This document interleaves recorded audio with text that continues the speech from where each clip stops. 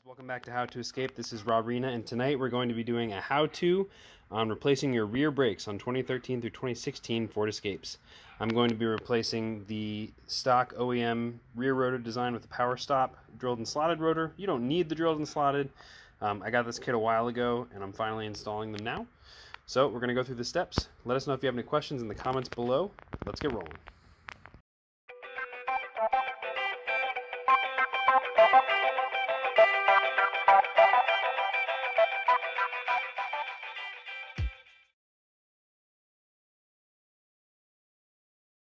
Tools needed for this procedure include jack stands or floor jack, a 19mm, 13mm, brake clean spray, anti-seize compound, a 1/4-inch hose with a bottle or pan, a wire brush, a 10mm socket, torque wrench, rags, hammer, a wire, and PB blaster. And of course, this is going to be located in the Rina mobile app as well for doing your Ford Escape maintenance. The video is going to be linked there, as well as the time it takes, when to inspect, tools, tips, purchasing options, specs. It's all there. The first thing we're going to do is use your 19mm socket or factory lug wrench to break your lug nuts free. This can be done with your car on the ground. Because we're working on the rear wheels where the parking brake is, the parking brake must be disengaged. So we're only going to be lifting 1/4 of the vehicle for stability and traction for the rest of the car. With your car on level ground and wheel chocks on the front wheels, in the vehicle in park, place the jack under your wheel that you're working on and only lift up that 1/4. Now that the wheel is elevated off the ground, use your 19mm socket or factory lug wrench to remove your lug nuts, and this will make it so that the wheel can come off of the hub.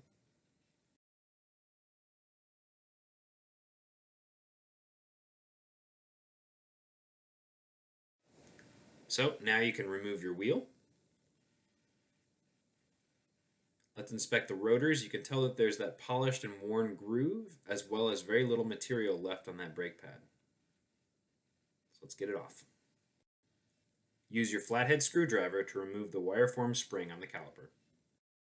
Next, on the rear side of the calipers, we're going to be removing the caps that conceal the slider bolts.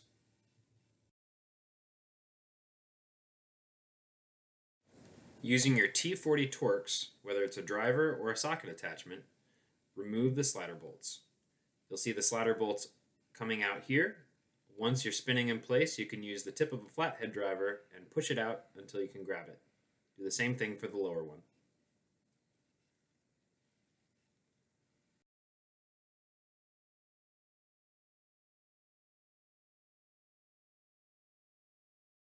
Once the slider bolts are out, you can wiggle the caliper free, and make sure not to let it rest under its own weight on the lines to not damage it, so use a wire to hang it from the suspension area.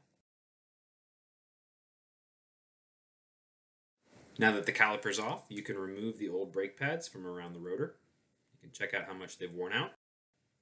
Next, use your 13mm socket to remove your caliper bracket upper and lower bolts. Once this bracket is off, we'll have access to our rotor. Now that all this is done, hopefully we can get this rotor right off. It may not always be as easy for you as it was for us. I remember the fronts when we did them, I had to bang them with a hammer. There was a lot of heat buildup up there with the old rotors, which is why we replaced them. But these ones came right off. Once the rotor's off, you can use a wire brush to remove any of the corrosion that's still on there. That will help clean things up and prevent any future seizing. Use brake clean to rinse it off.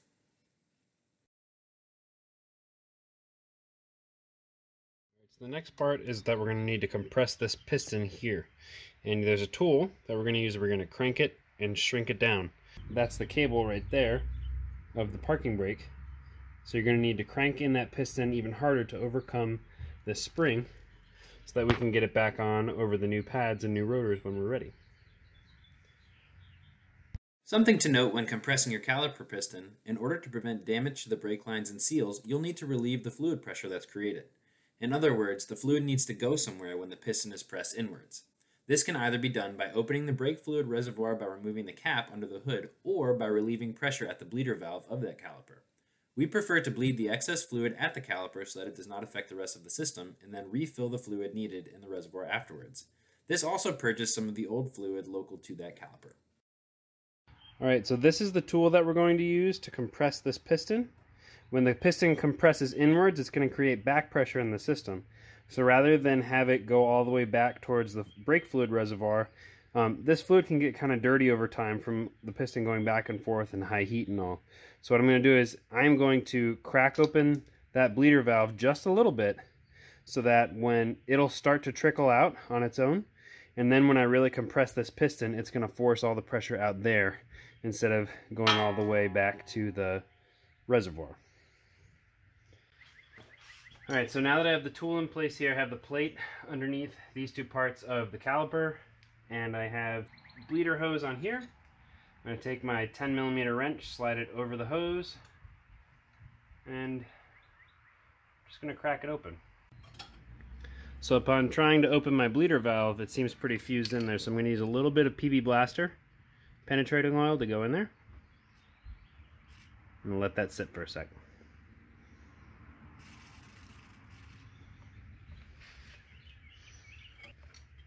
Alright, so after a few times with PB Blaster, I was finally able to get this to loosen up. So I'm going to crack this loose one more time.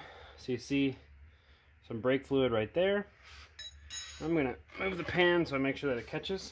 With the bleeder valve open, incrementally increase pressure on the cylinder until it retracts all the way. When it's all the way down, we're going to close the bleeder valve so as to not let any air bubbles back in. Otherwise, you'll need to bleed your system afterwards.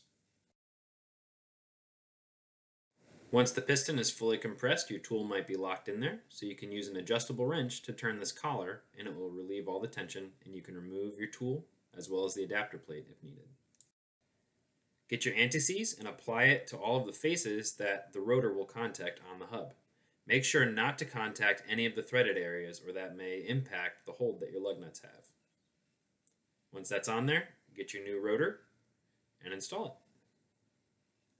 Now that we have our new rotor in place, we're going to reinstall our caliper brackets, which includes reinstalling the two 13mm bolts. Torque specs for this are going to be located in the description as well as in the Reinstall app and noted here. Now that the caliper bracket's in place, we can install our new brake pads. We're going to be putting a little bit of antisieze on the contact points of the brake pads. Make sure not to get any lubricant on the pads themselves or on your rotor. Remember, the brake pad with the wire form goes on the inside.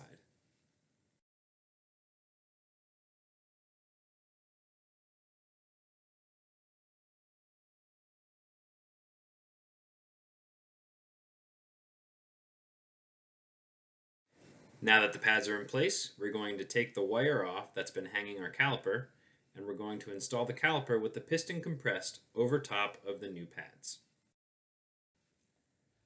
To secure the caliper in place, we're going to be getting our slider pins and use a rag to clean off any excess debris so that the faces are nice and smooth.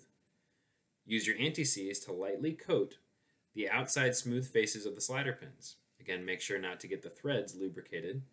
Rub it with your finger, distribute it, and then reinsert it into the locations for the slider pins.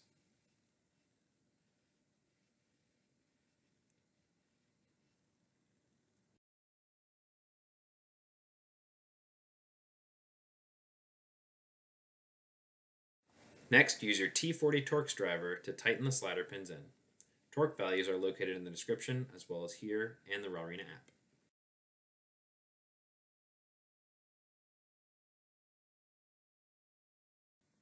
Wipe off any excess drips that may be on your bleeder valve from when you were compressing the piston. Use a 10mm socket or your 10mm wrench to tighten it down, and then reinstall the cover cap.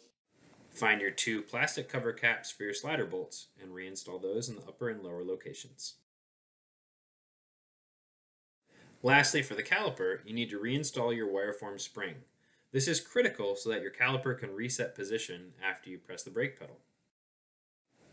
Just for precaution, in case any lubricant got anywhere you didn't want it to, spray it with brake clean. Here's the point where you unscrew your reservoir cap and check for the max and min fill line.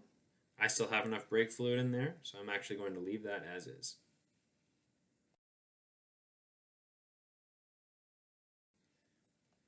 We're going to reinstall our wheel with the wheel still off the ground while on jack stands, and we're going to install the lug nuts in a star pattern as well as tighten them in a star pattern just enough so that the wheel is up against the new rotor and the wheel hub. Then, using your floor jack, lift the vehicle up, remove the jack stand, and lower the car to the floor.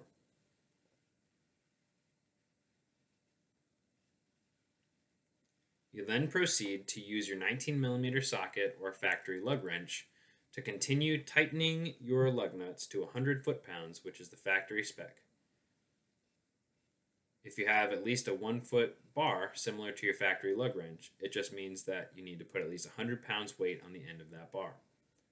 Notice the star pattern that we're doing while tightening this. This ensures an even tightening of the lug nuts to the wheel.